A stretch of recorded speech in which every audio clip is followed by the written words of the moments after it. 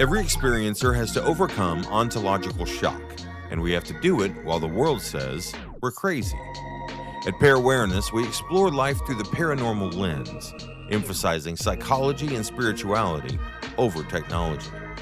This is Parawareness. Breaking the spell. To me, that seems like, and what it takes to break that spell. We do a lot of historical research of this phenomenon in our group, and we get a lot of dialogue in our community about spells and about, prayers and witchcraft. And and it's amazing to see people break from that spell, because this is how people get spellbound. Okay.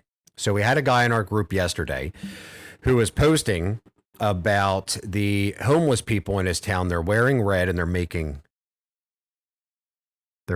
hand gestures at him. Right. You know, and he perceives that, and he sees that and he takes it personal. Okay.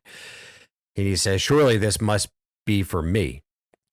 And then we have somebody else chime in, and they're posting gang stalking techniques. And then somebody else chimes in and they say, oh yeah, that's a thing. And then somebody else chimes in and says, no, you're delusional, and this is the spell. This is like the spell that we're under. And just as well as I do, that what happens is that the voices themselves are like creating a sort of a spell with their perception manipulation. Okay, so if somebody hears the voices and they're hearing, and we'll take that guy for example, homeless people wearing red that are making hand gestures at him. If you hear the voices, you might actually hear them say, homeless people, he's wearing red. Oh man, that red he's going to get you. Right. So they're stirring up paranoia in the mind, and then it's creating truth, that becomes a truth to you, and that you act upon. Some people don't hear the voices. Right. And it's my personal opinion that we all have these voices that are going on in our heads. But when you don't hear the voices and they're saying that, you're just reacting to it. You're under the spell of the voices, and you're induced with paranoia and fear. And that is your reality, is that homeless people that are wearing red. And then what happens is, because you don't hear it and you can't invert your awareness towards it, it's all extroverted. Your awareness is out here. You know what I mean? Like, you're not in here yet. You're all out here. You're projecting that outward into your environment, which is also in here simultaneously. See what I'm saying? So right. Even though something is out here, like I'm looking at you right now, but you're up here. My mind is putting you together with my eyeballs, like like I see you, but you're being put together up here. You're actually coming in upside down and then being flipped the right way. And then I'm hearing sounds and I'm seeing the keyboard, and like the whole experience of being a human is actually being processed up here as perception. And when the voices intermingle with that, especially ahead of time, as we've found out, right? Like there's a delay. There's at least, from what I have been exposed to, a 10 or 11 second delay that they're ahead of us, these voices. So we're actually observing and perceiving in the past, meaning like what I'm seeing you right now and I'm perceiving you, but I already did it 10 seconds ago. I'm catching up to myself, right? Because I've had times where the voices have predicted things 10 seconds into the future like that, and I was overcome with fear. It happens, and there's actual scientific experimentation that's been done, clinical trials that show we make decisions up to 11 seconds before we make the decision. Before we make a decision, the brain has already made a decision. So like it knows, there's like a precognitive aspect of the mind that is already aware of the decision that's going to be made. At least 11 seconds they have figured out so far. So keep all of that in mind. That's something to keep in mind. Okay. So then you have voices in there that are manipulating your perception that you're catching up to. So the spell is happening and we're catching up to the spell, which is then manipulating our perception. Okay. That to me is like, that's what's happening. Now, once you start hearing the voices, it's like you're caught up to the spell. You see what I'm saying? If you don't hear it, they're just scripting your life. They're making you feel a certain way. They're making you paranoid over certain things. They're like, you know. So what that person was doing, and again, as far as we can tell from everything that we've seen, is that there is perception, right? And then there is the manipulation, and then there's the projection. So now that person, what he's doing is he's projecting his paranoias onto that homeless person. So now there's like a relationship between the two. Whereas I'm now projecting all of my fears onto my environment, which is also in here simultaneously, and interacting. It's like this mutual interaction, and you're just caught in this loop. You're caught in a loop of your own paranoias. A spell. You're caught in a spell. Okay. That's a spell. All right. So breaking the spell.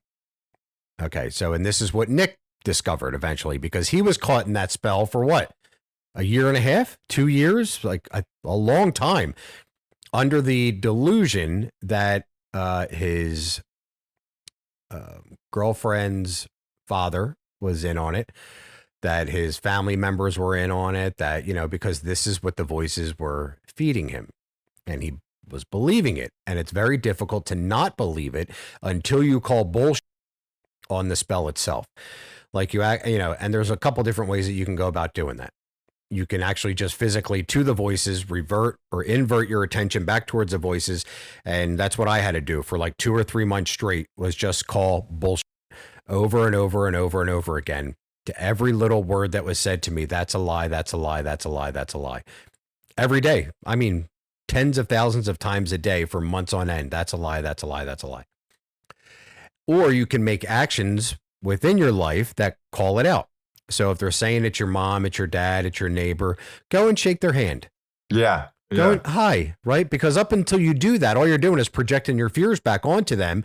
And then there's this weird awkwardness that it's like a communicable disease that you have to break that virus, that transmittable virus. You have to break it. So go up and shake their hand, overcome your own paranoias and the awkwardness between what you perceive.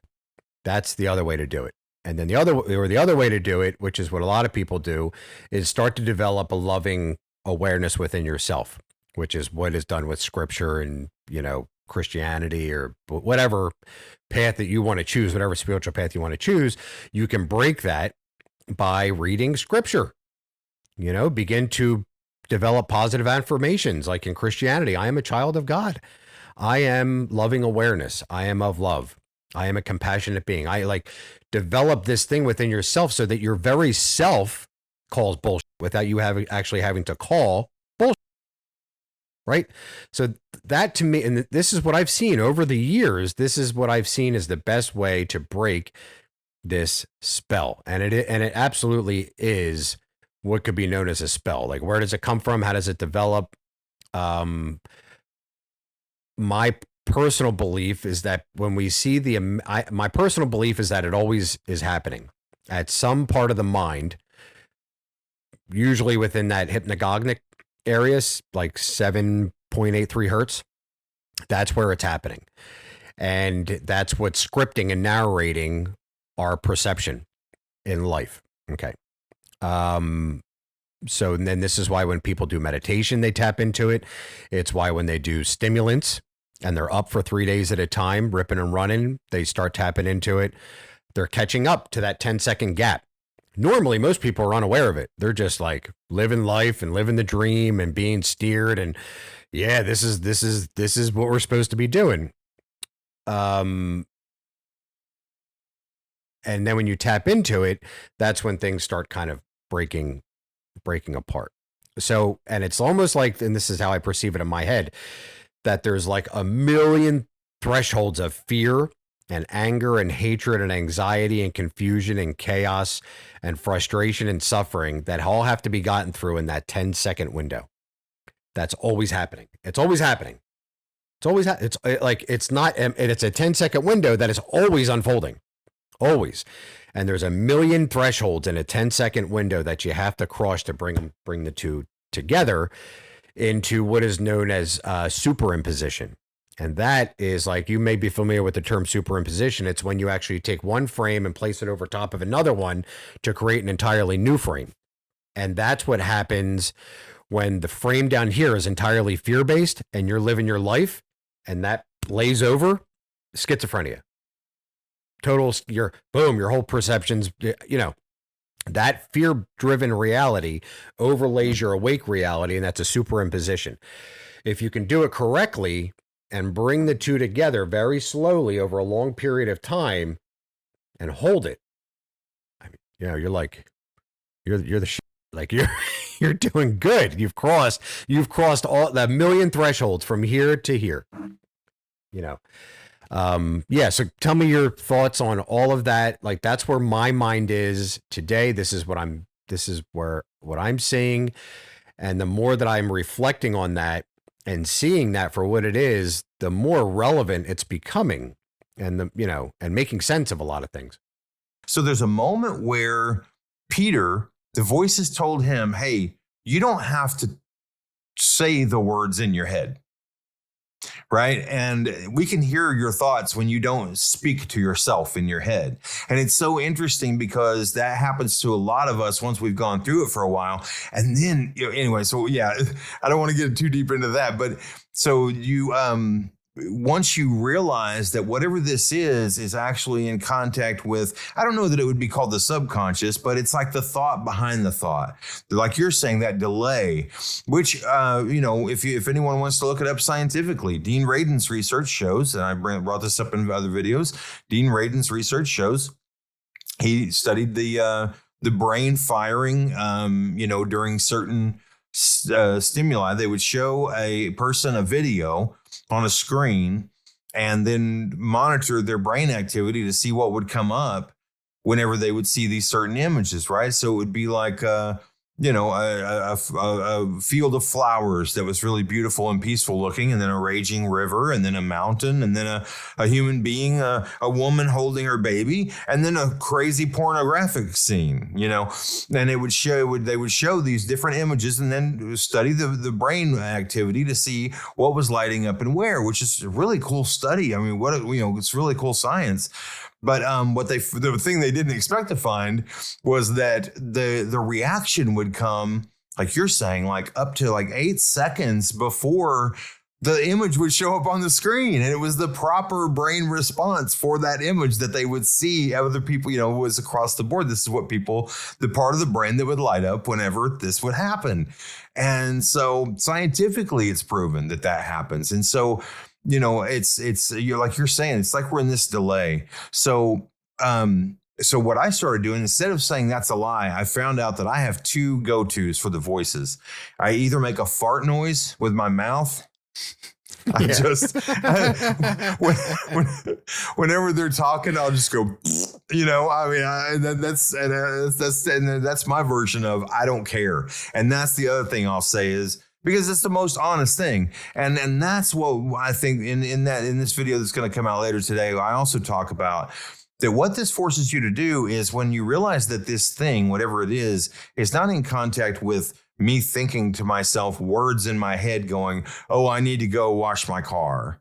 I think that in my head. It's not in contact with that. That's coming way later from when you actually have the thought of, I think I need to wash my car. You have that thought, but it's almost like a packet of information that you send that blossoms in you. And then you have the thought, which is you saying, most people have the internal dialogue, right? Where they monologue or whatever, where they say it to themselves, oh, I need to go wash my car. And that is coming so much further after you actually have that core thought, and so once that change happens and you start to unravel that and realize, okay, this thing is in touch with kind of like my instinctual thoughts, my I don't know that they would really be called subconscious, but this forces us to get more in contact with that instinctual or emotional thoughts, kind of the deal as I'm seeing it, and then when you look at, of course, with Carl Jung and all of his research, and he ended up saying, after all of his research, he said the things that you do not admit within yourself can actually manifest into your reality. And this all works together with exactly what you're saying and creates the spell. And one of the craziest parts of it is that you and I, and most people who are this deep into the whole process, like you and I are, we kind of are pretty sure that other people are going through this too, and they call it their instincts. Some of it they call their instincts, right? So it's like, man, I got a big itch right here that I've been itching all the time, and it's like, well, what is that? Well, I know that itch will often be caused by the phenomenon, right? Like I'll have a crazy itch that it's a pattern that they have developed with me. I agree with the instinctual part, and I've said this a lot in the past, is that what this for me, what it has exposed itself as, it is instinctual residue. Like, we are the top of the food chain on this planet, observably. Okay.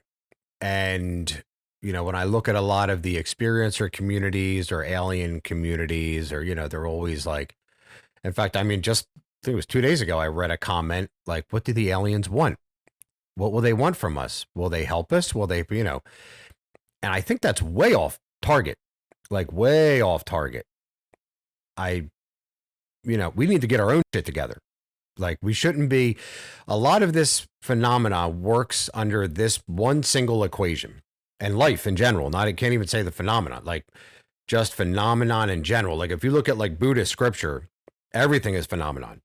It's funny for me to see that, because when I read Buddhist literature and Buddhist scripture, it's just phenomenon. Like all of this, everything that's happening, they refer to as phenomenon. Like the fact that we're even talking, experiencing, perceiving, thinking, rationally intuitive creature, having a life experience is phenomenon. Like it's just a how miracle did this shit happen? In a way, right? It's a miracle. Yes, it's all rather miraculous and dependent upon each other. Every part is dependent on itself to happen in the first place, and even that's a miracle. So, so I get a little, I don't want to say perturbed, but I have to constantly switch back and forth in my mind when I read on other experiencer, like the phenomenon. No, there's a phenomenon over there. You sort of negate yourself when you say the phenomenon is over there. Like, you're a phenomenon. Like, look at you go. You're amazing. You're alive. And you beat a billion other sperm to make it happen. Like you're amazing right now. So, and I think that what this is doing is creating a lot of confusion and a lot of chaos within the mind, and a lot of suffering, so that we understand what it means to be human. And the equation, let me get back to the equation, is that experience itself, human experience, the mirroring, reflecting, projecting experience of being a human comes down to a pretty simple equation. And that is I am X in relation to Y, right? So like we're always evolving in relation to something else, whether it's our environment or other people. We're always mimicking and reflecting. Like I have a 2-year-old daughter, and I make a silly face at her and she makes the same silly face back. She's saying words that I say, like she's developing because of me. And we all do that. I am my mother and father, and they are their mother and father and their mother and father. And it's just this hand me down of heredity and environment over and over and over and over again, where we're just constantly evolving as a species. And in my opinion, we were supposed to be burning off the instinctual residue of fear. Like, it's almost like once we became the apex predator on the planet, now we have to torture each other because, the animals are too easy or something. Like, now we got all them under control. Now let's with each other, sorry, watch my language. And that's got to go. You know what I mean? So it's like, now we need aliens to come in and say, don't do that. Like, no, like we don't need aliens to tell us not to do that. Because we are an I am X in relation to Y. If you introduce extraterrestrials into it, now it's like you just flip that whole game. You flip that whole thing. Now I am X in relation to what does the alien want? What do they expect from us? How do they perceive us? What do they want me to be? Maybe I should be that to be likable by I need the alien for validity so that I can feel better as a human. Like, no, like that shit's like, that's got to go. Like, we need to figure out our own stuff first at an individual level inside of ourselves, introspectively, and then begin to extend that outwardly. Like that's what this has shown me is to like all the chaos that can be going on in all the other communities. What this particular TI experience has shown me is that we need to get it right within ourselves and figure out what that means, not in relation to everything else. What does it mean to be human, right? Because when you really dig deep into yourself and you see that you are a product of your mother and your father and your coworkers and your neighborhood and your mother's father and father, you realize that you are not your fault. You are not your fault. Like, I am not my fault. You know what I'm saying? Does that make and then take that back to I am X in relation to Y, and then you start realizing like, I am not my fault. Like, yes, I make decisions, or do I? There's a 10-second delay there of control mechanism. Right. Yeah. Right? Who knows who's making these decisions? Right. Who knows? So then you find yourself having to surrender to, I don't know. You got to surrender to it. Like, there's so much that you have to surrender to it. And then that becomes a field of joy. Like, I find joy when I surrender to I don't know. And then I start wondering, like, maybe I'm just the why. Like, maybe I'm like, what's wrong with just, maybe I'm not X in relation to Y. Maybe I'm just Y, like WHY ? Like, and then I have to be okay being Y. Right? Like, why? Because in my greatest moments of suffering, when they really had at my worst moments of suffering in this, just bombarded with voices, being hit with some sort of energy, put in some other torturous perceptual plane where I'm being tortured. The question was never who, what, when, where, or how. It was always why. Why would you do it? Why? I didn't care about anything else in that moment of suffering. It was always why. Why would anybody fucking do this? Why? That. So you have to be okay being why. It's so funny how we get taught these same lessons. People like us, people like me and you who have been going through this for a long time, have really delved into it and fought with with everything that we have to make our lives what we feel like they should be. But yesterday, the voices, I'm going through kind of one of those periods where everything is cool. I'm not getting hit with physicals. The voices aren't very loud or demanding or weird or anything. They're kind of in the background. I'm just going through my life, having a good day. At a certain point, and this was 2 days ago, but anyway. And so I'm going through this time, and then all of a sudden, one of the voices says, "Those Chinese, blah blah blah," and I didn't hear, so much of the voices are hard. So much of the voices are hard to hear what they're saying, But all of a sudden, I'm going through my day, I'm doing dishes or something, and all of a sudden I hear this woman go, "Those Chinese," and then of course, like, I feel, and it's so great that we get to learn this, Kevin. We get to now be so in tune with our emotional state because it's constantly under surveillance, and we're so aware of it now because of this situation we've been put into. Now, when you feel your fear come up, you can feel the slightest little changes in degrees of fear now, the littlest bit. Yeah. Just tiny. And so, I would like, for any of our audience, like, what do you feel whenever I say Canada? When you live here in the United States and I say Canada, you have a certain feeling, like you're saying, and we are something in relation to something else. And we build these relationships and then we incorporate them as our truth. And usually they came from what someone else told us we were supposed to feel in relation to that other thing. And so when I say, hey, Canada, you have a certain feeling. And then when I say Russia, and then when I say China, and now, for most of us here in America, that fear level, there's these different levels of fear. And if I say Satan, And if I say Satan, and if I say Jesus, there are some people who are more scared when you say Jesus than if you say Satan, you know? And so we all have our individual different levels, you know, that every single word, every thought, every visual, any visual stimuli at all, it all creates a different level of fear and love. And, you know, of course, in my opinion, that's the two sides of the scale is fear and love. And it's always in some kind of a balance. Yeah. So I transition like a yo-yo. I mean, this has been the ebb and flow of my experience. It started off, and I always like to use a tornado as the perfect example. You know, when it first started off, you know, the bottom part of a tornado is the part, you know, just picture like one of those like funneled out ones, not like the real big solid, you know, like the ones that are tight at the bottom and then funnel out. You're from Oklahoma. You know what I'm talking about. Yeah, we call those ropes. We call it a rope tornado. Rope tornado. All right, so picture a rope tornado. And when it started off, you're almost fascinated by it. Everybody's fascinated by it, you know, by a tornado. And it sucks you in. You're like, oh, you're mesmerized, and it sucks you in on that bottom part. Bum, bum, bum, bum. And that wax and wane is like wax, wane, wax, wane, wax, wane, wax, wane, fear, love, anger, hate, happy, anger, hate, over and over. And you feel like a bipolar mess constantly over and over.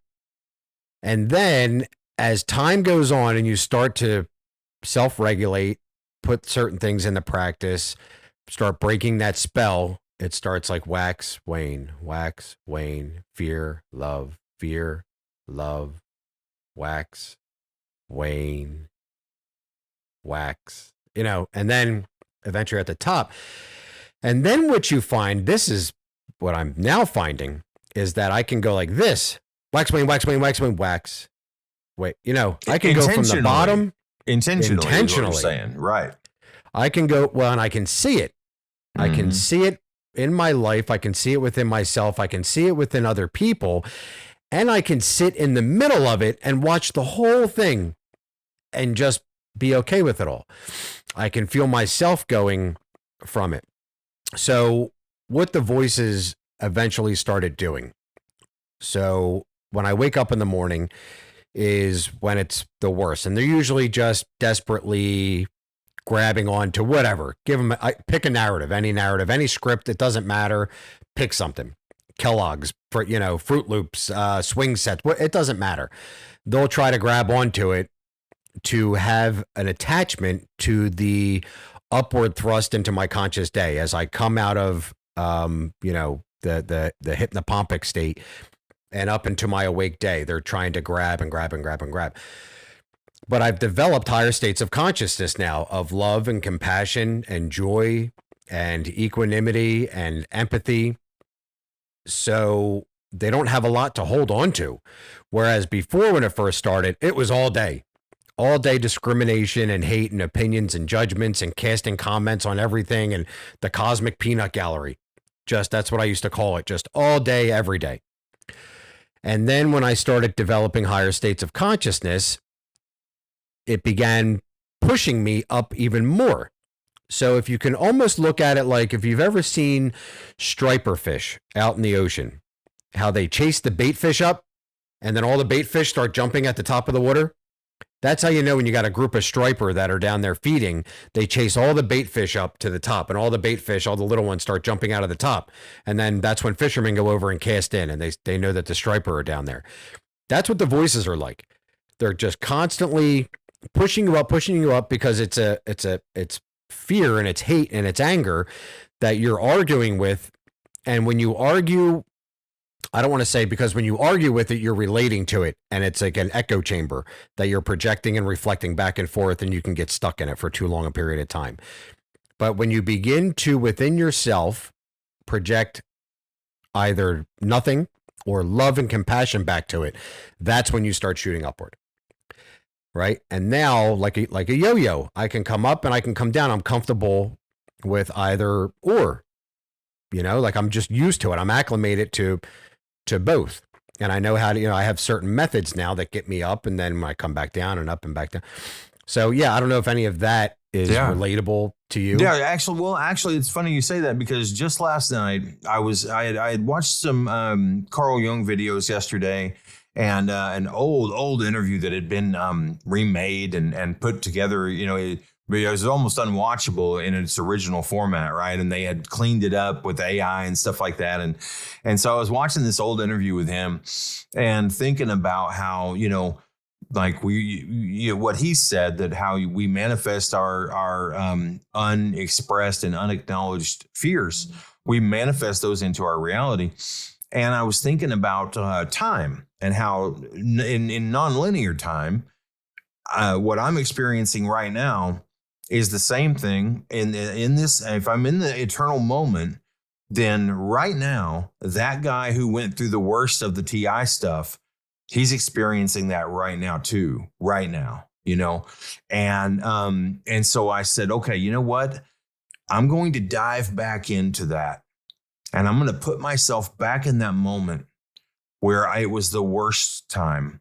And I have the most guilt and the most shame over what was happening. And I was meditating, and I just put myself back into that moment, and I felt my energy just go down, and it got horrible. And all of a sudden the physical attacks are coming in like boom, boom, boom, boom. And all the old ones, all the typical ones that you get used to, the patterns that it has built with you. And the suffering just got incredible, right? And I just sat there, and I was just telling that guy, like, find self-respect, love yourself, forgive yourself most of all. Number one thing, dude. And I'm sitting there getting tortured physically, and the voices are going crazy, and I'm in that moment, and I'm feeling all this guilt. And I was just like cleaning him. I was just like scrubbing him clean, that guy. And then I went, and I intentionally went to every moment in my life that I felt incredible shame about and embarrassment about. And I imagined what the visuals were. I imagined what it felt like to be 13 years old. I imagined what it sounded like around me. And I tried to get the smells in. I wasn't very good at it, but I'm going to get better at it. And I go in, and I heal that guy. That version of me that is existing right now, that I am connected to. And then I believe in timelines. I believe the Mandela effect shows us that there are different timelines. And I believe that free will is us getting to choose. And this is editorializing, but I believe that free will is us getting to choose what timeline every single moment, what timeline we're going to step onto from our current understanding of what we're capable of doing. People like Jesus could step into a timeline where he could manifest wild things. And on that timeline, the water was wine. And that, you know what I mean? On that timeline, he could just step onto that timeline because he knew how to do it. And he believed that he could, and whatever, he knew how to do it. I don't know how to do that yet. Maybe I never will. I don't know. But the point is that, like, within this framework that I understand reality as, I can shift my timeline by improving myself, by doing the things that I know are good for me, and trying to get to be my best self. But anyway, so I then started looking at these other versions of me, on imagining different timelines that I could have gone down. Like I was on basically a great path to become a famous actor, and Leonardo DiCaprio and I share a birthday, and I said he's about my same age, he's close to my age, and I started seeing myself thinking, I could have, if I would have done things a certain way and made certain choices, I would have been like a Leonardo DiCaprio, because I was that good at acting. I was amazing, And so I started looking at that guy who became successful in acting, and then he ran into these problems, and because of his ego and all these different things, and I started healing that guy. You know what I mean? So anyway, yeah, that's that. But so diving into those difficult moments and intentionally bringing my vibration lower and letting myself be attacked so that I could help that guy who was going through that, and then maybe put him on a different timeline, which will help me be able to get to a different timeline. You know what I mean? Yeah. When you started, when you were about a minute into talking about that meditation, I got a sharp pain in my third eye. Oh, yeah. I don't know what does that mean? What it meant. I don't know. Usually it vibrates. I very rarely get a sharp pain in it. So if somebody's listening to this and they want to leave it in the comments, they have an idea of what, I'll look it up when I'm done here. But yeah, very rarely is it a sharp, like a pin. Boom. Has it been a sharp pain before? Has it been one before? I think it has, but I don't remember the context of it. Usually it's a vibration. It's usually always a vibration in my, that's how this whole thing started off for me. My third eye just started vibrating like crazy, like I would have, if you were looking at me, you'd probably see my forehead just vibrating. And for so many of us, vibration is just like, it's a huge part of this whole thing. Huge, all over all different parts of our bodies, on our feet, especially. Feet vibrating.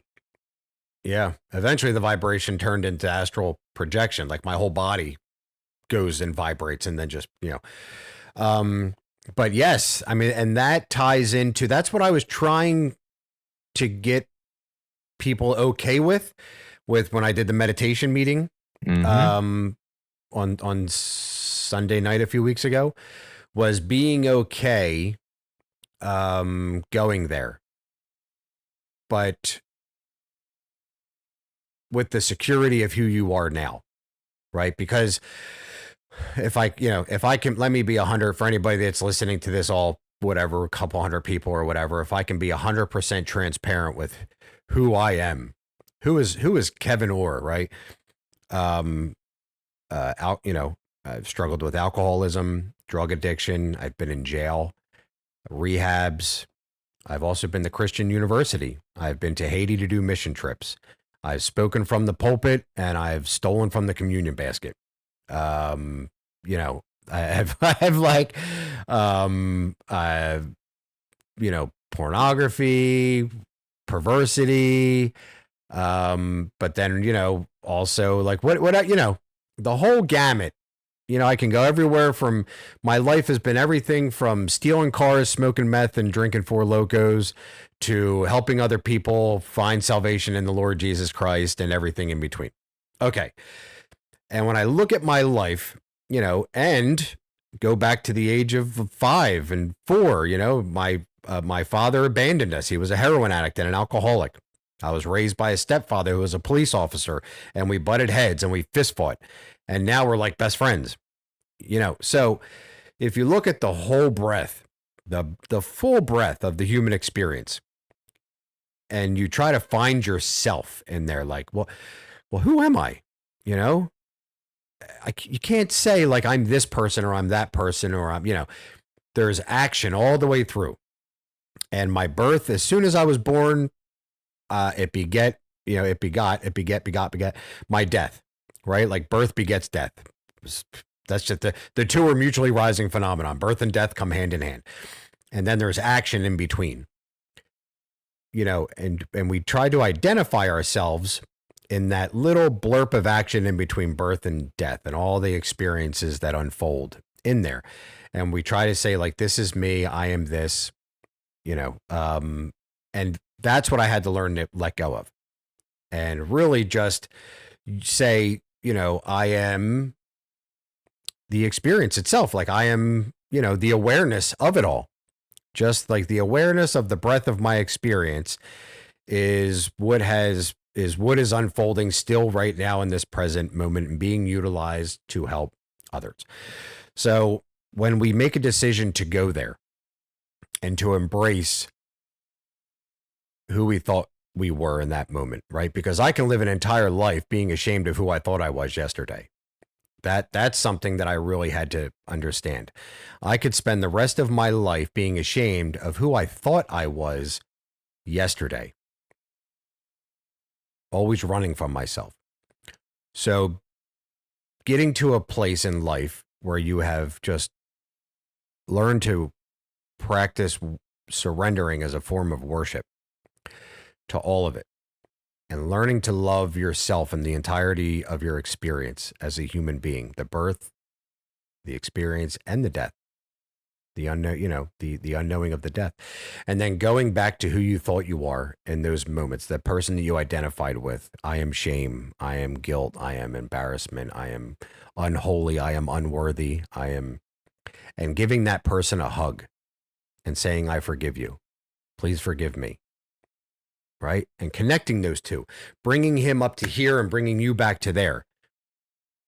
Now the you that exists in this moment is going all the way back, and that's all coming forward now, and you're pulling it all together. So the meditation that I was having people do was for that, to be okay going there. It's okay to go there. You were already there, like you were already there. Why, and you're here now, so you can come back. Just like a dream or, like you'll go there, but then you can come back. It's okay to go there and forgive and let go and reciprocate and learn to love yourself. Yeah. But the fear that, that what if it all goes back to how it was, right? Like that's what most of us don't want to, we don't want to go there because we're like, dude, what if it goes back to how it was when it was at the worst? And it did temporarily. It was there while I was in it. And then as soon as I got back to my truth of what I know I am, right? Right. But how did we get to this place? We always say it over and over. I mean, self-forgiveness. And how do you forgive yourself? How do you forgive yourself? Well, one thing you got to do that I think really helps. I was talking to a TI friend last night who was going through a really hard time. And I said, I stopped her and I said, hey, think about what's your favorite planet? And she said, Jupiter. And I said, think about the Great Red Spot. Do you know how many Earths fit inside the Great Red Spot? And she was like, no. And I said, me either, but it's a lot. And I don't remember the exact number, but it's like hundreds or thousands of Earths would fit inside that one storm. Right. Right. And so I was just trying to kind of ease her into thinking about scale and relativity. And so it's like when you think of, just go ahead and stop and think about the size of the universe. I said, now think about a grasshopper that you see on the ground. And how much do you blame that grasshopper for what's happening in the world? And how much would you judge that grasshopper if you saw it doing something that you would consider uncouth or a sin or, unworthy or, you wouldn't care at all. I mean, if you see a grasshopper like run over and eat another grasshopper's head and you're like, oh, it's a cannibal grasshopper. Oh no, that's terrible. But you're not upset. You're just like, whoa, that's weird, but you don't like grasshoppers do. Yeah. Yeah. You don't judge the grasshopper and think it's going to go to hell. You know what I mean? Right. Like you're just like, hey, that's, whoa, that's weird. But so when we put ourselves in the position of the grasshopper, and we are, when you think about just the size of the globe, and then you get to the size of the solar system, and then you get into the size of the galaxy, and then the universe. I mean, it's like we're so infinitesimal, like that can take some of the guilt away from us too, of feeling when we get rid of the feeling that we're supposed to be able to control everything, because we do see ourselves as the apex in this world and the keepers of this globe. Then, and because we've never, verifiably seen alien life of any kind, then we believe we have no choice but to kind of see it as that we are the actual keepers of the universe. And whenever we start to hold all of that guilt and responsibility, and what you're saying is awesome, because it's like as soon as you can see yourself as not responsible for everything, you get to breathe, Yeah. So I need to get a pen. What was that? Oh, I'm going to write this down. Infinitesimal. Infinitesimal. Yeah. Infinitesimal. I'm going to impress Rebecca with that one later. All right. We are a tiny blue dot floating through space-time. Just this little, I'm always like, have you ever seen that picture that the astronauts took when they went out into space and they looked back and they took a picture of it? And it's just this little blue dot out in black space, just this little, and we feel so, because we're entirely invested in ourselves for the most part, we're very invested in this and preserving this and making sure that this lasts. And that is a lot of fear mechanism too, right? Because the more that you can, the more that you're in fear, the more you're in your body, right? The more you're thinking your about root chakra. Yeah, the more you're in yourself, the more you're like in protection mode, the more you're in fight or flight kind of response mechanism to the rest. You're not really thinking about everything else. And anger, again, we'll go back to the anger and the hatred. Anger is such a dirty, dirty lens. You can't see far. It clouds your vision. You can't see past the anger. It won't let you see beyond it. Is and that's another reason why I started that meditation off with the anger part of it, understanding that, getting let go of the anger within you, because it's only within you. It's not actually out there, so letting go of the anger within you, then you can see beyond it. But one of my favorite memes is the one where it shows a picture of the Milky Way, and then there's like an arrow that points to like the outer skirts of it, like the Section 8 housing of the Milky Way. And it says that here you are living in fear and paying taxes. And it's like, yeah. Right. Well, I got to say to anybody that, is not part of our weekly meetings or isn't aware of what we're doing, what Kevin's talking about is, we have a weekly meeting for all, targeted, tested individuals, experiencers, spiritual people, whatever, anybody who, feels inclined to want to research that stuff, or mostly if you feel like you need community for people who will understand you, because most people in this world will treat you a little very weirdly if you tell them that you saw something or had some weird experience. So that's what the Parawareness community, Discord community is all about. And so every Sunday we have a meeting, and it was, I think, 2 weeks ago, Kevin has said, can I run the meeting this week? And of course, it was like, yeah, sure. And he did it where he ran us through this meditation where he had us envision ourselves walking into this black pool of sludge and crap that was like so gross. And it represented the hardest times of the experience that we all go through. And man, it was so helpful. And so that's exactly what I did last night. And I think that I wouldn't have been able to do that had I not done that meditation with you first. So, thank you for that. But when you look at what we can perceive in this world, right? It's very clear that when you look at just the light spectrum, and so when you look at the light spectrum and the sound spectrum, there's only certain decibels that we can hear, the hearing range, and so there are things happening outside of our visual perception and outside of our audible perception, and I'm sure outside of our physical feeling, perception too, of what we can feel physically, and our nervous system. So whenever you go into fight or flight mode, it's not a bad thing. It's a hunter instinct, right? Like you're hyper focused. You're narrowing your ability to perceive so that you can be focused on what is attacking you and how to and what to hunt for and how to defend yourself and things like that. Survival instincts. And then when you think about you would never think about, I wonder if God, is like this whenever you're in a fight. When you're punching somebody and they're punching you, you're never going to think like, I wonder if time travel is like this or that. You know what I mean? Like, because you're not in that kind of opened up state. And so we find ourselves, our range of perception has been widened, if you will. And so when we go back into that hunter state, we still are holding on to this enhanced perception that we have. And we're in contact with this other realm, where the voices are.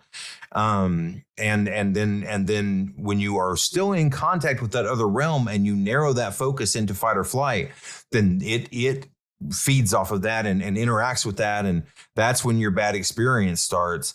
And you think about it, for the people who don't know that they're interacting with whatever this is, then we know if they live most of their life in a fight or flight state, then they struggle a lot, and like you're talking about with schizophrenics, that's why they struggle so much. Yeah. My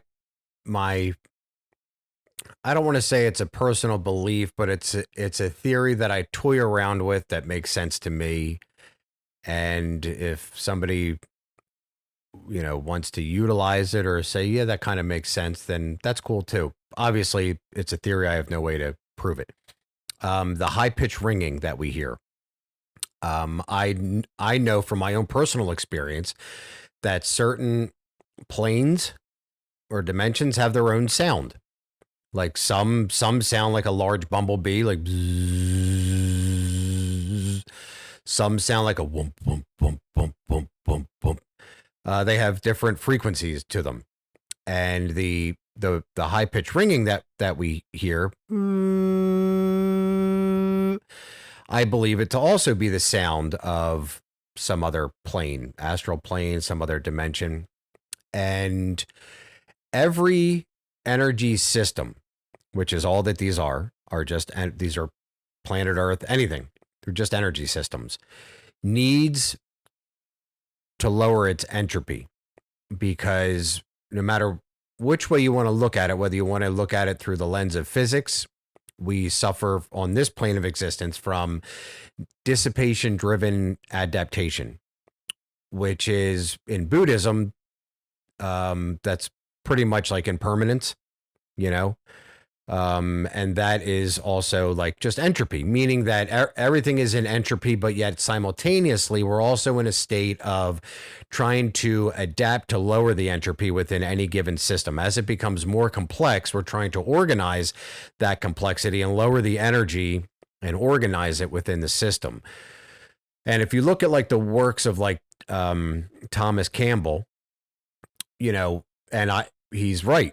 Within the emotional energy system, we lower that entropy with love. You got to bring more love and compassion into it. And that's what organizes it. And that's what eliminates the hatred. Because when you're filled with joy, there's no room for hatred. You see what I'm saying? So hatred is generated within and then output onto other people. It finds a reason to come out, to projectile vomit onto something else, and to because it builds up, and then we got to spit it out. So that high pitch ringing, when we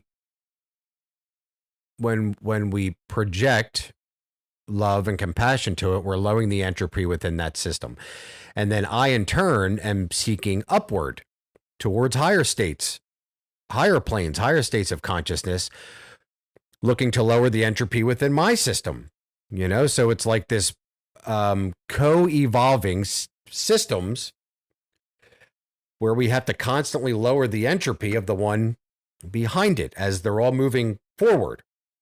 Is that making sense? So every time that you hear that high-pitched ringing come up, the voices are usually carried in on it, and then they drive you into a state of, it's almost like the high-pitched ringing serves as like a disagreement in the mind. It doesn't make sense. There's no cause for it that we can perceive. People have all the explanations in the world, but no matter which way you look at it, it creates a disturbance and a disagreement within the mind. And so you try to find agreement somewhere.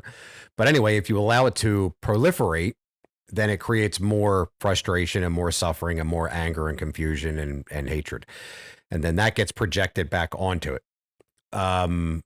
But what I'm saying is that every time you hear that high-pitched ringing, learn to shift love towards it. And if you don't have it within you, then seek it from something higher, whether it's through scripture, whether it's through prayer, where, whatever your method is for developing, because it's a development, it's a practice, developing higher states of love and compassion, and then learning to shift that backwards. Does that make sense to you at all? That totally makes sense. I remember we talked about early on in this channel. We talked about that I was doing these things to try to activate my heart. And so when I would be in the worst of the suffering, I would think about like playing with a dog, and it would literally like raise my vibration into love, and I wouldn't get hurt as bad. And then what I found was going to church and being around anyone that I really just felt at ease around and loved, like my Right. mother, like being around people that I just really love and feel at ease around, that ended up being the most powerful thing for me. Yeah, absolutely. There's a lot of suffering that's caused strictly from the inability to perceive otherwise. Like when we're completely trapped in modes of anger and confusion and frustration, and we can't see anything else, it's like an echo chamber. It just keeps going around and around and around until we find a cause for it. The Illuminati, the CIA, the FBI, my neighbors, because we need to find somewhere we want it out of us. It's like a thing that we want out of us. So we need to find something to blame it on. And that blame is our projection for it. Right. But then it just gets recycled. It just keeps getting recycled. You know what I'm saying? Until you deal with it somehow, right? Until you deal with it. Right. So you can do it within yourself. It's called transmutation. You can do it within yourself. This is the process of transmutation. Recognizing the hatred or the anger and the confusion within you and learning how to transmute it into compassion and love and joy and equanimity within you. And then, projecting it or orienting it, shifting your awareness towards, wherever you think it's coming from, like whatever you think that is, so I shift my awareness towards the high pitch ring or towards the voices. And then that's what I shift it towards, but I'm getting that from elsewhere. So it's, this constant hand me off, and it works. By golly, it works. Yeah, it does.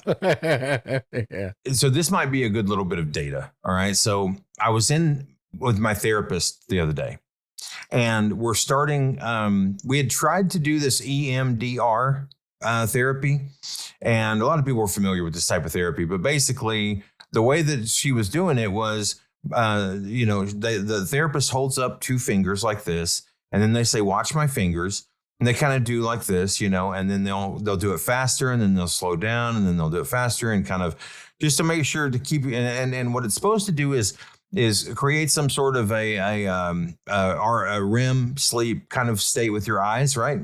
Getting your eyes going back and forth, but it doesn't have to be that. It's all about this rhythm and connecting this rhythm with past trauma that you've had, right? And so connecting this feeling, it creates a feeling, and then it connects it to the trauma, and then you process the trauma. And every time you have you do this thing, it's the physical thing connecting to the trauma, and then you can like process it, and you end up feeling a lot better. Well, so there's different ways that you can do it. And she was like, okay, Tony, what we need to do is we need to first figure out how you're going to best respond to this therapy and the trigger. And she was like, so she did the fingers, and then she said, and she said, now close your eyes and tell me about this moment we're talking about today, and tell me how you feel. And then now take a deep breath, open your eyes, and tell me on a scale of 1 to 10, how do you feel about that now? Because when you start, it's like, I'm at an 8, I'm at a 9. It's like very traumatic. And then she says, how do you feel about it right now? And I would be like, oh, I feel about a 6, And so then she said, okay, now, and she set up a little laptop, and she said, and there was a ball, like a pong ball, like bouncing across the screen, just like those fingers were. And I was like, and we did at that time. And I was like, that's a 7. Like, I'm not feeling anything off of that. And then she handed me these two little buzzers, and you hold a buzzer in each hand, and it goes bzz, bzz, bzz, bzz, bzz, bzz, bzz, bzz, bzz, bzz, bzz, bzz. And I did that one. And I got done processing all of it and going through the process. And she asked me, now give me what number you're at. And I was like, I'm at like a 2. And all of a sudden I went, all those other ones you gave me were visual. This is the only physical one that you gave me. And then, Kevin, think about, what are most of my symptoms? Yeah. Right. And then sensual, not sexual, sensual. Yes. Not sexual, sensual. It's physical sensations. It's my nervous system. And that hit, it triggered me way more than any visuals or auditory. Right. And so it made me think, I wonder if that's connected, and if that could be some sort of a model of like the beginnings of therapy for people to say, oh, I'm a visual person, I'm a tactile person, I'm a, like different things, and that maybe that could help them understand something. I don't know. What do you think? Okay, so what is the goal here? Like what? So okay, so what did that actually do for you once you said I'm at a 2? What do you mean a 2? You're at a 2. What does that mean? Yeah, it's a good question. So basically, what this is doing really it's a lot like the voice, or a lot like the phenomenon, the TI phenomenon. What it's doing is it's setting up a pattern, a trigger, right? And so whenever they do this, then you're going into processing mode, and then you close your eyes and they say, think about this very traumatic moment in your past. So it's also like going into the pool that we talked about earlier. Okay. It's processing. It's for PTSD kind of stuff. And so it's for processing these old traumas, and it sets up this trigger to where every time you hit this trigger, you'll be able, your body will automatically know, your mind will automatically know, oh, it's time to process that. And then you you let yourself feel the real feelings, and knowing who you are today and what you know today. And then you deal with those old traumas. So she was figuring out what sensory mechanism you are most easily affected by. And it was wild, the difference. Which is touch. Yeah. Which is like touch. Yeah. Yeah. I'm a touch person. Huh. And it was so funny because it was so funny because I went, oh man, that tactile thing. She was like, okay, so you're more tactile. And then we both looked at each other and we were like, of course, you know what I mean? Like the whole thing I'm telling her about is all this physical, what I see as interactions from something outside of me. You know what I mean? So I wonder if that could somehow in the future be used to help people transitioning into this, different state.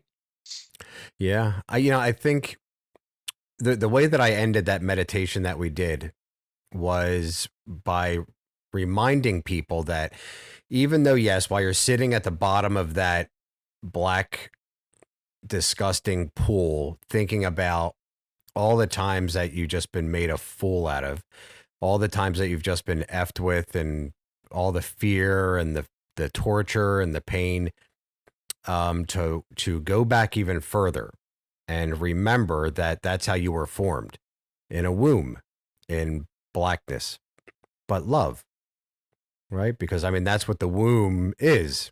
You're being formed in the womb of your mother's love. That's how it starts, but then we get it. We start getting ideas about ourselves and have to maintain them ideas. And, we kind of lose sight of the fact that we're all formed in a womb of love. Yes, it's darkness, but it's love, and it's security, and it's safety, and we're being nurtured and nourished. And as soon as we come out of that womb, before we even know anything else, we immediately seek that outside of ourselves. We seek to be fed, to be nurtured. We seek the breast. We seek love, gentleness and compassion. So that's our MO.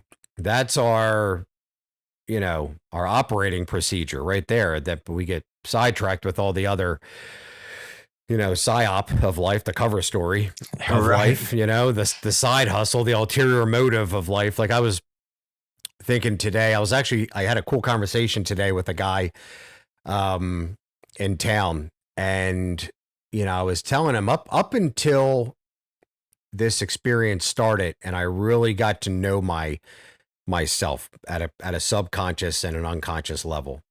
I lived my life with some sort of an ulterior motive. Like, even no matter what I was doing, my mind was thinking of something else. Mm-hmm. Getting more money, getting more, a girl to like me, or I'm talking to somebody because everything was a presentation. So you're seeing me, but what you're seeing of me has an ulterior motive, and that ulterior motive is the I am X in relation to Y. I need to be seen as something. So therefore you're getting this, then I can feel good about myself. Like, and if I can make you feel good about me, then you feel good. And now we both feel good. And I've done my job well at presenting myself, right? Yeah. Everything I did had an ulterior motive. Like I was here, but even when I was unaware of the ulterior motive, that's what was driving me, that desire, that something elseness, whatever it was, whatever other thing I had in my mind is what was formulating the presentation that you were perceiving. So it was all an act, looking back, the more I unwind and untie the knots of my life, I really see that it was all just an act. Even in my authentic moments when I was like, just doing normal people stuff, there was still an ulterior motive. There was still some sort of catch to it, like some game I was playing that I didn't realize at the time was a game. And we're so many of us are obsessed with our appearance. But so what we were saying earlier about how the phenomenon, this thing that we're interacting with, it sees your actual truth and it doesn't see the face that you're showing to yourself and to the world, right? It sees your actual self. I think that's just my experience, that it knows the games that I'm playing with myself, Yeah. And if I'm sitting there the whole time going, oh, I hope I look okay. I hope I look okay. Sucking my gut in and stuff. Then it'll be like, it'll mess with me and it'll be like, oh, you're sucking your gut in why? Because you care what everybody thinks about you and you're worried about being, what, blah, blah, blah, like you're saying. But I've been trying to look at how, what this could be. And so I have a little theory that I'd like to share with you. I highly recommend the podcaster, the YouTuber, Dana Kipple. She's so fun. But she's got this theory that she's got a great book that I'm reading right now, and it's about the plasma field around us, right? And so I was watching a Philip K. Dick speech that he gave back in the 70s, I believe it was. And he was talking about Philip K. Dick is one of the most successful authors of all time. He's written so many books. And he, he wrote things like, I don't know, so many different books. I can't even think of them right now. But so Philip K. Dick said, he wrote The Man in the High Castle, He said, I don't think that these things are coming from my creation. I think that these stories are coming from other realms where these things actually happened, right?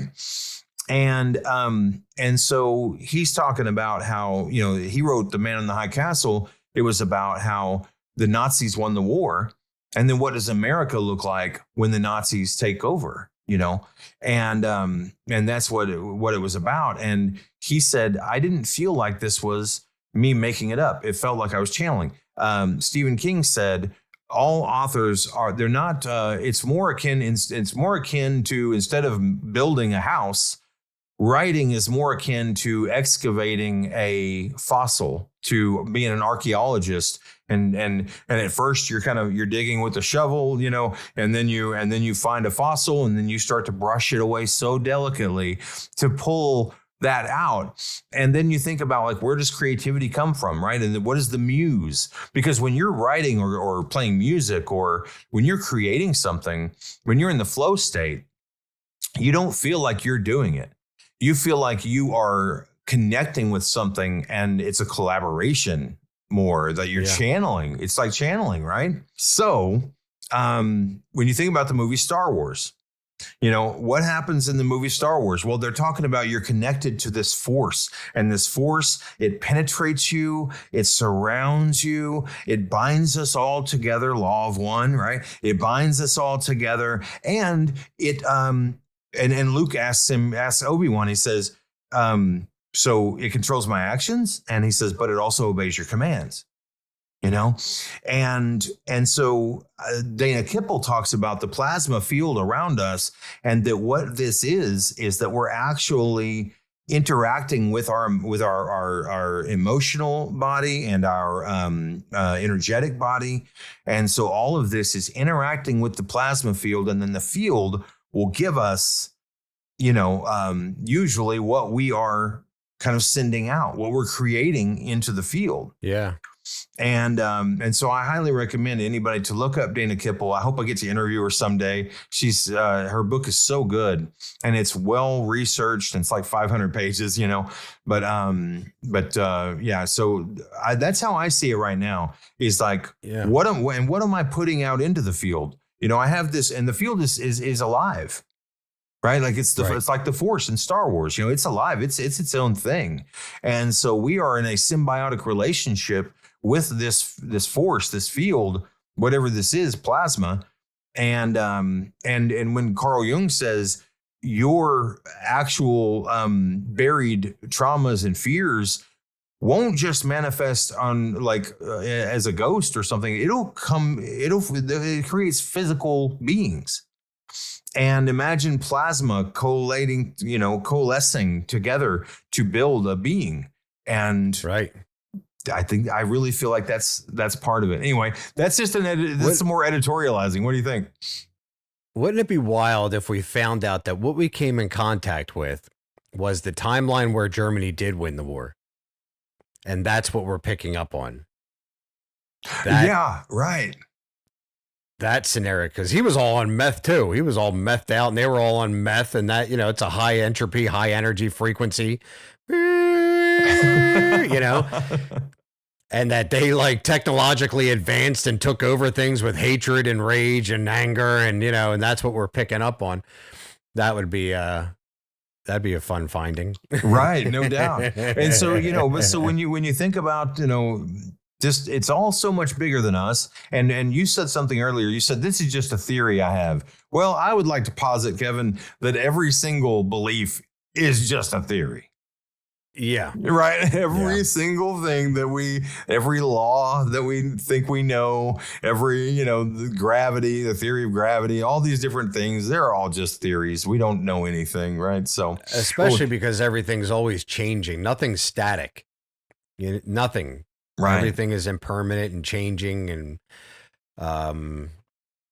so even those laws tend to change or dial a little bit back or forth.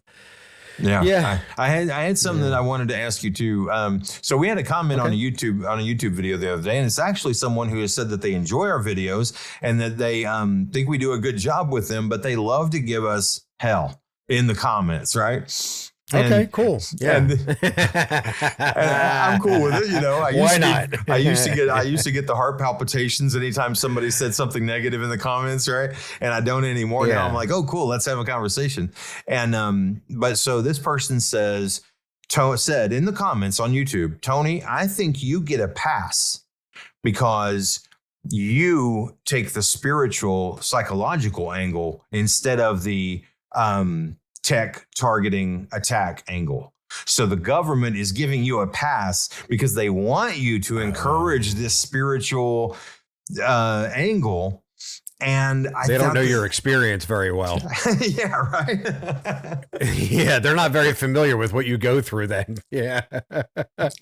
And what I've told you, there's been times when you've been like, Tony, don't forget to include spirituality. And I'm like, but look at this data that I uncovered, Yeah. But so, I think that it's funny because I think that you and I both end up in this agnostic place more than anything, where we say, oh, it's challenging to say, I don't know.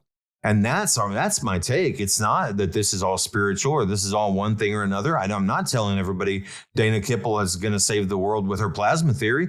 I'm saying I have no idea because this world is naturally so confusing, right? And I wanted to see. So in the 12 steps that you wrote, having a spiritual practice you feel like is an important part of recovering from the toughest times of the TI experience. For you, it's Buddhism mostly. But you're not saying people have to have that, right? I mean, you're saying that it helps. It does help. And that's been proven that it helps. And so there's a couple different parts here. And I would say that the first part is, you know, for me, it's been, my desire to know and then learning to love everything that I don't know. And the latter is far more expansive than the prior. Like there's so much more that we don't know than what we do know. And that's an act of humility when you can learn, so that's why the first step is being able to say, I don't know, because nobody knows everything. Nobody knows everything. And unless you're willing to admit that you don't know, you're going to follow through on a trajectory based off of assumption. And you're on a timeline that's a total lie. You're just kind of like a sleuthfoot on a trail that you have no clue. So the underlying theme of suffering is where we all sort of join together. We're all suffering the same. We're all hearing voices. The gang stalking signs and symptoms are this unfold the same way. The repetitive sort of statements and comments that we hear all sort of revolve around the same thing. Yes, they are relative to the individual, but the method itself, the manner in which it plays out by a person, there is a very clear, perceivable phase like that unfolds. Right. And the more that I help people and the more that I talk with people over the years, the more I see it unfold. And going back to what we said in the beginning, there's like people's minds are spellbound. And but when they come out of that and they can reflect, because our understanding is always best done in hindsight, you can see how it unfolded. Right. You can see that. So one of the main reasons I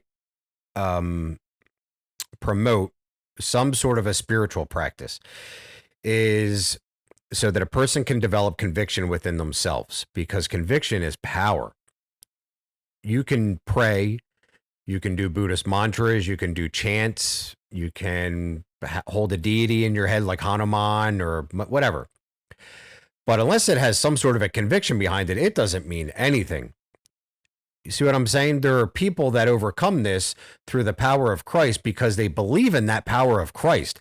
And then that becomes them. Like their conviction is they become it. It's part of their being. It's who they are.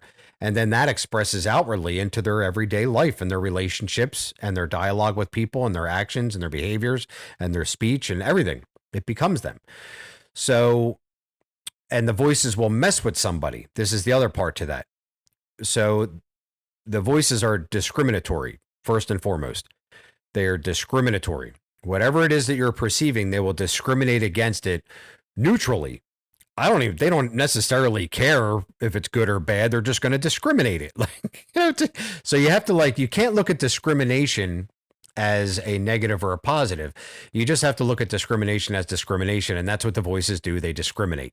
Whatever it is, you could be making oatmeal, and they'll discriminate the manner in which you make oatmeal. They've actually done this to me. They discriminated the way that I was making coffee. So don't think that they won't do it. And until I had conviction in the way that I make coffee, they continued to discriminate the way that I made coffee. See what I'm saying? So take that and then run up the ladder with that into your spiritual walk. Whatever it is that a person chooses, keeping in mind that we all suffer the same. We're all suffering the same way. Okay.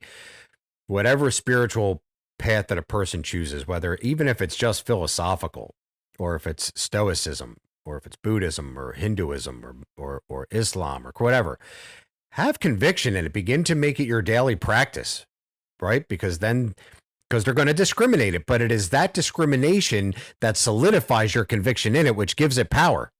That's the important part. Yes. That's the part that people don't see.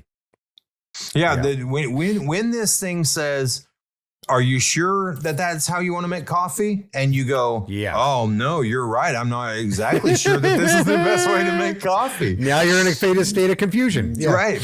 But then what that forces you to do is say, actually, I know exactly how to make coffee. I'm totally good at it. And then all of a sudden you have conviction. And then you are, like you're saying, you're emotionally putting that out into the universe, right? You're into the field. You're projecting that certainty. And Right. Exactly. and it's the same with, like you're saying, with people who believe in Christ and know their spirituality and totally believe in it. Well, if someone, if someone fully believes that the Bible, every word of it is completely 100% real, and every word is ordained by God, and they should listen to every single bit of it, and then the voices say, oh, that Bible's stupid. It's kind of a lie. And they've already gone through all that. They've already done the work for themselves. It won't bother them at all. I mean, it really won't, or at least not near as much, maybe a little bit, because, there can always be doubts, but for the most part, it's like, no. And so and then what have we learned, right? They won't try to attack you there anymore, or they won't try to reach you there, or teach you there, whatever it's doing. Yeah, they're not, it doesn't comfort or console your weaknesses. It always exploits it until you no longer have an attachment to it, until it's no longer a weakness. Then now it's a strength. But as long as you express vacillation, some sort of wishy-washy attitude towards your beliefs and your convictions, and they're just going to tear you apart over and over and over and over again like I said, I found personal conviction in Buddhism, and that has been my practice. And then the more that they discriminated against it, the more I found truth in it, and the more it became a stronger practice, and then the weaker they got.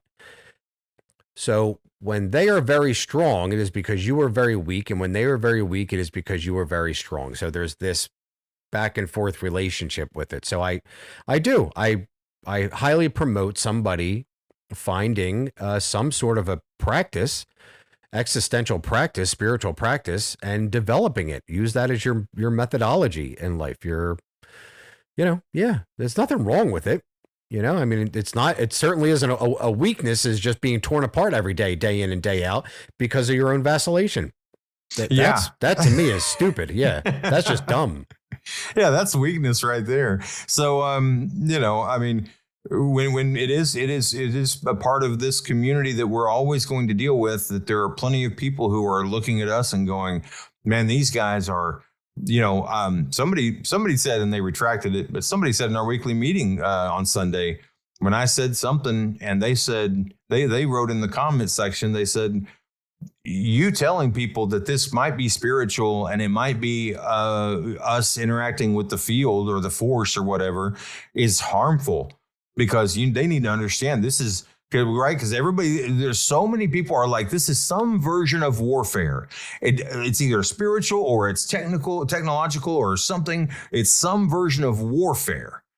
Most people believe that because I mean, it feels in the early stages, it feels like you're being attacked. But so, I don't feel like it's warfare. I don't feel like it's anything because I have no clue what it is, right? I'm just agnostic as can possibly be. I don't know what that is. That's me being as honest as possible, Right. There's that, and I don't know if this is an actual quote by somebody or if it's just more of a general phrase, but there's a lot of truth to it. And it's that the eye will not see what the brain is not ready to perceive. Right. So I was raised with a pretty spiritual background. So that part of my head was already opened up. People don't understand that we're dealing with the mind. We're dealing with consciousness. We're dealing with our own energy systems as a human being. And so when you're strictly saying it is technology, you're negating your own ownership, landlordship of consciousness. You're negating your own energy system, your own astral body, you are so much more multifaceted than just meat.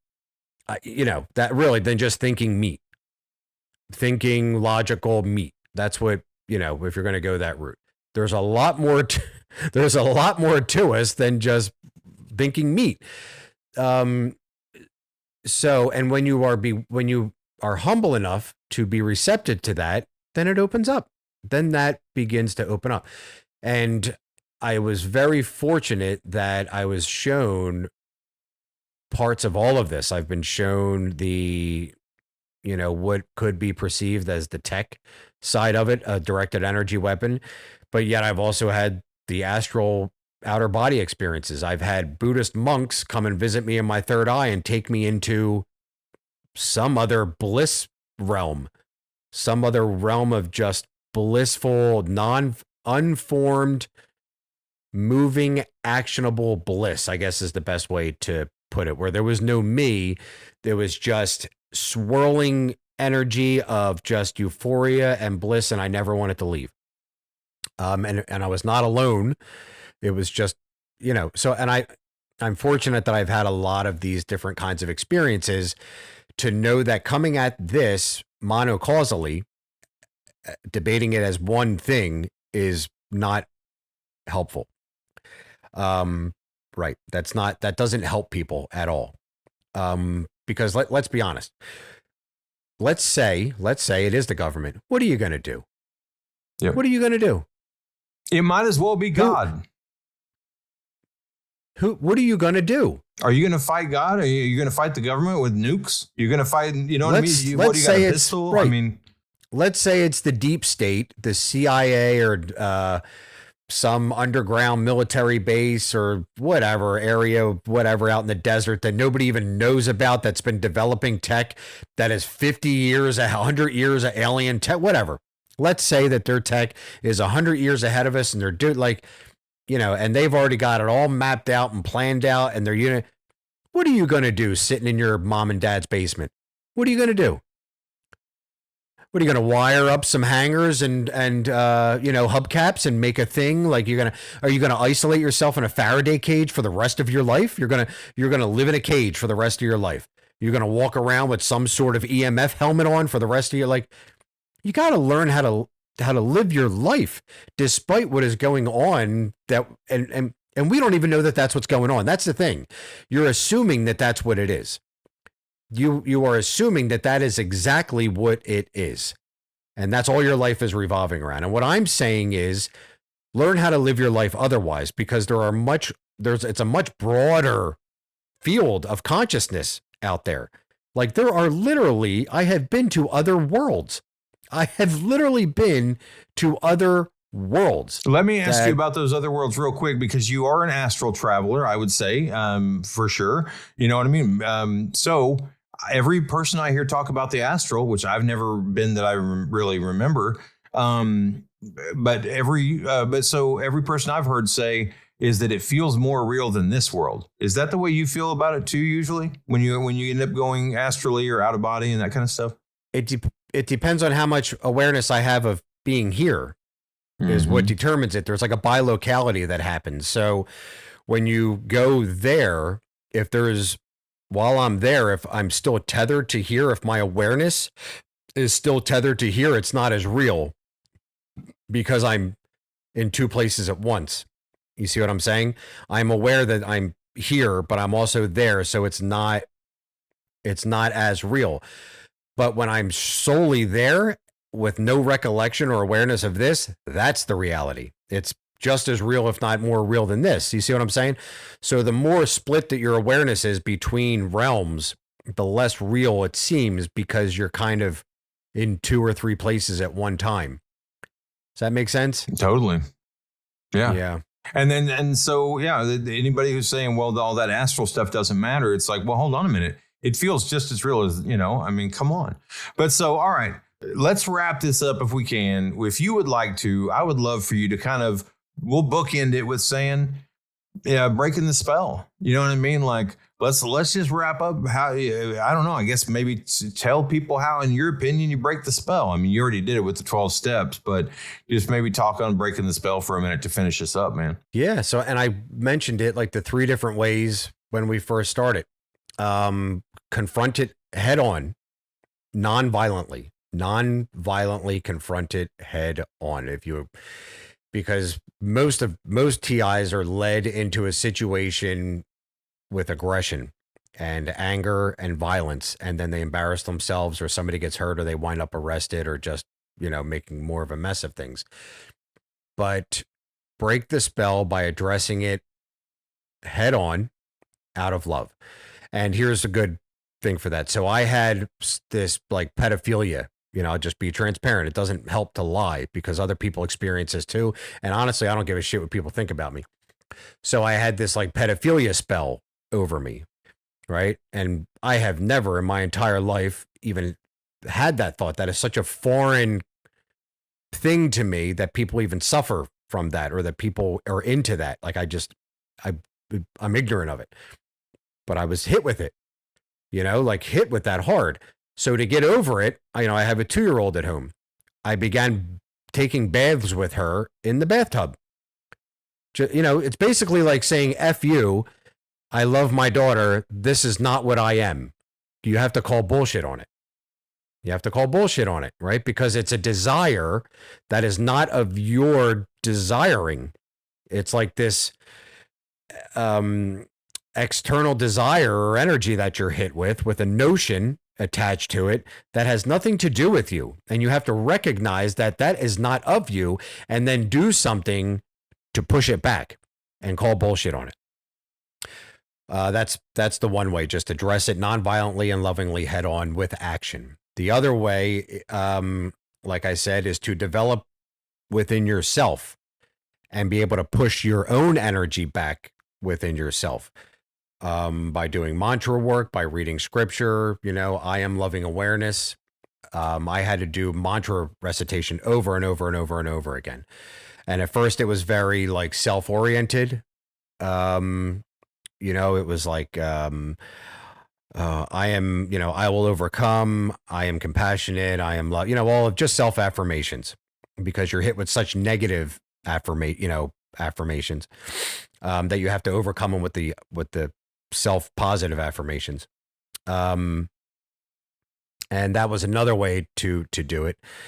And what was, so in action and in thought, and or like in scripture, and okay, so yeah, action, thought, and then just really making that your being, So, and I mean, really, you can practice it in those steps. First, start it within your own consciousness, doing the mantra work, and then begin to transform it into your own being, and then turn it into action, after that. Or you can just step right into action and call bullshit, which is very hard for people to do when they're under that spell of paranoia and fear, because it's very real. That's what's real in that moment. That's all you can feel is the fear and the paranoia in that moment, and the feeling that everybody's out after you. And then you're projecting that in your environment.